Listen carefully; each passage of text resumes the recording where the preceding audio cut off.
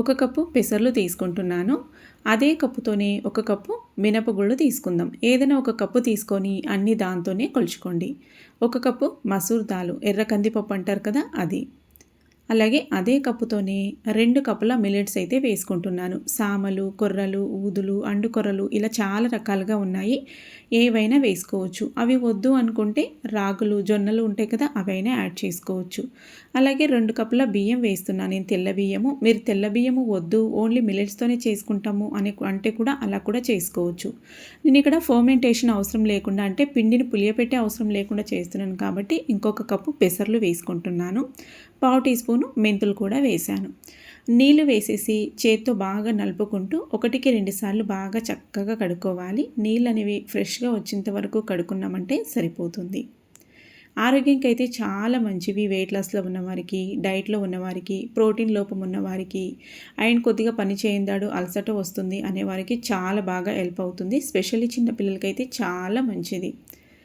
Night అంతా నానబెట్టుకుంటే చూడండి పొద్దున కల్లా చక్కగా నానిపోతే మార్నింగ్ బ్రేక్ఫాస్ట్ ప్రిపేర్ చేసుకోవడానికి చాలా బాగా హెల్ప్ అవుతుంది.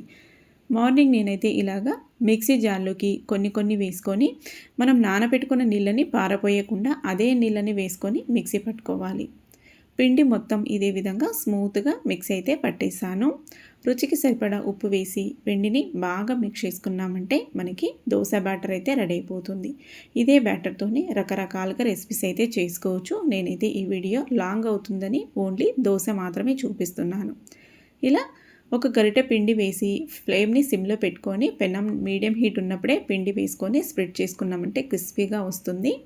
నచ్చితే నెయ్యి లేదంటే నూనె వేసుకొని ఇలా కావాలంటే ఏదైనా మసాలా పొడి వేసుకొని కాల్చుకోవచ్చు. మసాలా పొడి అంటే గరం మసాలా అలాంటివి కాదు, పల్లీల కారం పొడి వేసుకున్నాను. మీకు ఏది ఉంటే అది వేసుకోవచ్చు. ఇడ్లీ కారం పొడి, నువ్వుల పొడి ఇలాంటివి ఉంటాయి కదా, నచ్చింది వేసుకొని కాల్చుకోవచ్చు. చక్కగా మనకి క్రిస్పీగా మంచి కలర్తో మంచి టేస్టీతో అయితే ప్రోటీన్ దోశ రెడీ అయిపోయింది. ఐ హోప్ యూ గైస్ మీకు అందరికీ ఈ రెసిపీ అయితే నచ్చింది అనుకుంటున్నా. నచ్చినట్లయితే తప్పకుండా కామెంట్ చేయండి అండ్ అలాగే ఫ్రెండ్స్ ఫ్యామిలీ మెంబర్స్కి షేర్ చేయండి. ఇలాంటి మరిన్ని హెల్దీ రెసిపీస్ కోసం మన ఛానల్ స్వీటీ కిచెన్ సబ్స్క్రైబ్ చేసుకొని ఫాలో అవుతూ ఉండండి.